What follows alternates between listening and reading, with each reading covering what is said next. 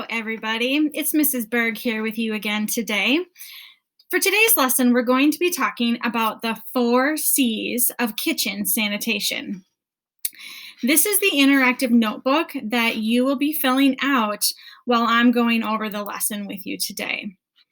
All right, so this was the first slide. Second, okay, so everywhere you see the blank, just like in all of the other interactive notebooks, that's where you're going to enter a word.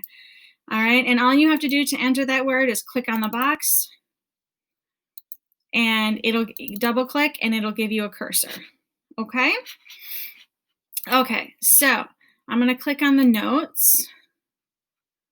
Here we go. All right, I'm gonna put this in present so it's a lot larger for you to see as well. Okay, so the first C that we're gonna talk about is clean. The best thing you can do to prevent the spread of germs is to wash your hands with warm water and soap for at least 20 seconds before and after handling food, and after using the bathroom, of course, changing diapers, and handling your pets. Okay, number 2. Wash your cutting boards, dishes, utensils, and countertops with hot, soapy water after preparing each food item. All right, so when I'm cooking in my own kitchen, I actually will wash down all of the countertops where I'm going to be doing the food prep first. Because you never know what dirty little hands have, touched and prepared their own whatever. And I just like to make sure that my cooking surface, my food cooking prep surface is nice and clean. And then, of course, after you have dealt with like all raw meats and you've washed your hands, you should absolutely wash the countertops again and all of those other utensils. Okay, number 3, rinse fresh fruits and vegetables under running tap water, including those with skins and rinds that are not eaten. So an example would be like apples. You still need to wash an apple, or even a banana. I know that seems kind of weird, but you think about how many people, in the whole transportation of bananas from the orchard where they grew to them sitting on your counter, how many people have touched that bunch of bananas? Probably a lot, right? So it actually is good to wash it down first. One important note about rinsing fresh fruits and vegetables, one thing you should never rinse is chicken, because it can spread that bacteria. So you take raw chicken and it can be kind of slimy, it's just the way chicken is. And people think, oh, I should wash this off. Well, all you're doing is you're putting all those raw chicken germs all over your sink now, right? Instead of like containing it to a small area or cutting board, you're now splashing those salmonella germs all over. So never rinse your chicken. All right, and number 4, after the meal, be sure to put away leftovers right away within 2 hours. Okay, moving on. The next C we're going to talk about is I can't talk tonight. Combat cross-contamination. Yes, I know that's 3 C's right in a row, right? It's kind of some alliteration going on there, right? Combat cross-contamination. Cross-contamination is how bacteria can be spread. So you should use one cutting board for fresh produce and one separate one for raw meat, poultry, and seafood. You never, ever want to mix raw meats and veggies. Whether that you're cutting up an onion or, mincing some garlic, or you're chopping broccoli, you're chopping lettuce, whatever. Don't ever, ever, ever do that on the same cutting board that you just had raw meat on. That is really, really important, because that can make you very, very sick. All right. Here we go. The third C that we're going to talk about is cook. Food is safely cooked when it reaches a high enough internal temperature to kill the harmful bacteria that cause foodborne illness. Use a food thermometer to measure the internal temperature of cooked foods. They have such great food thermometers now that are digital. Like, I think we got ours for like $10 at Target, and you just press it on. It's almost like a thermometer for your, like, that would go under your tongue, but don't do that because it's very sharp because you're putting it into meat, right? So yeah, you just stick it into the thickest part of whatever the meat is that you're cooking. Say it's chicken. You want to stick that into the chicken breast, but not touch bone. Okay. And stick it into the meat of the chicken breast.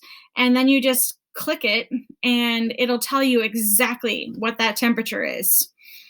And as you can see on this little chart over here, it tells you what temperature different foods need to be cooked at. Oh, hold on. I thought that might happen.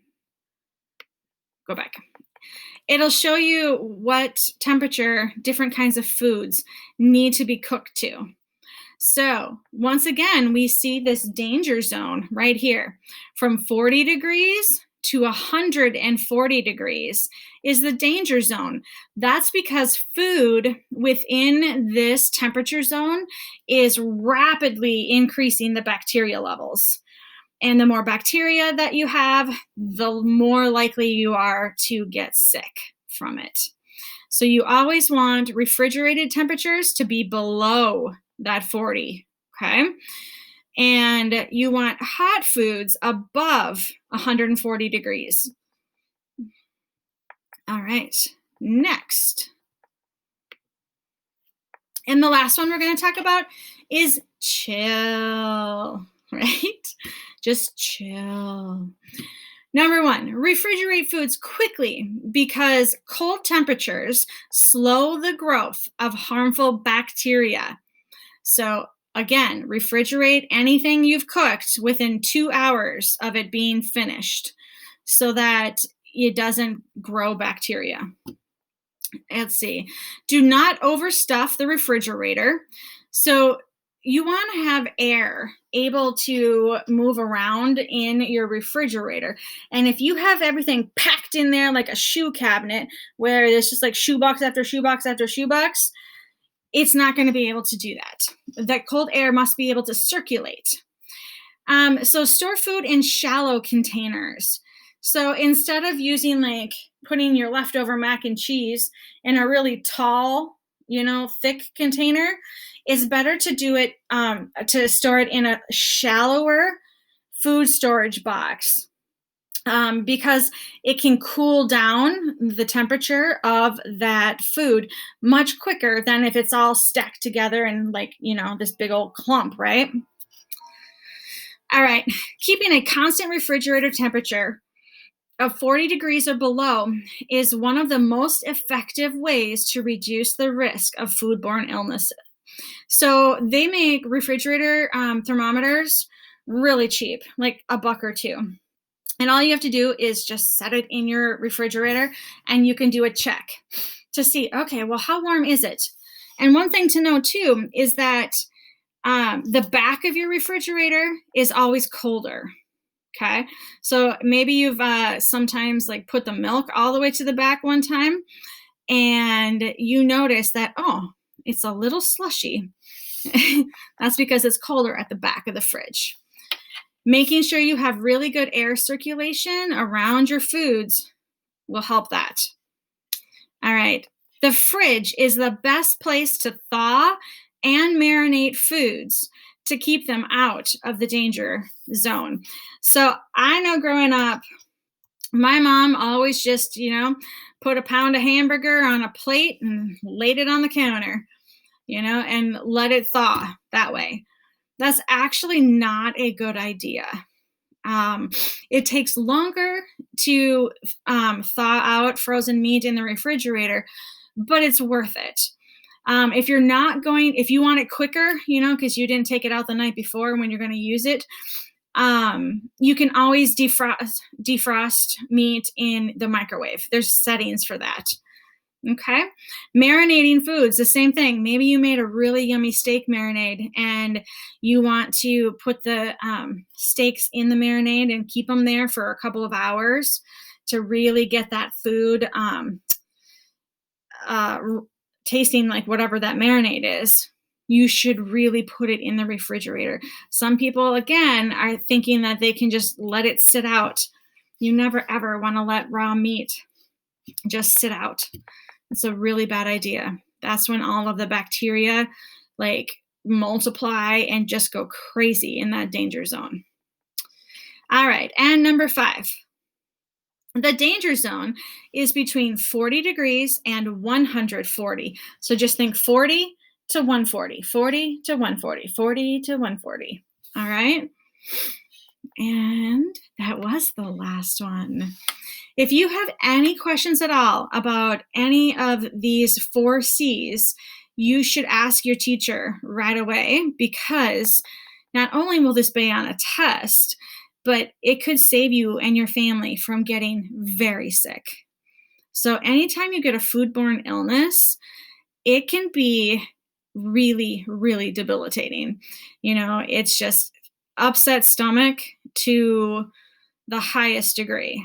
Okay. I don't want to get gross with you, but yeah, it's coming out everywhere. Like everything. It's so painful, and people can get dehydrated and have to go to the hospital. And if you've ever had food poisoning, you have to be very, very careful when it comes to all of the danger zone temperatures. Okay. Have a great day, everybody.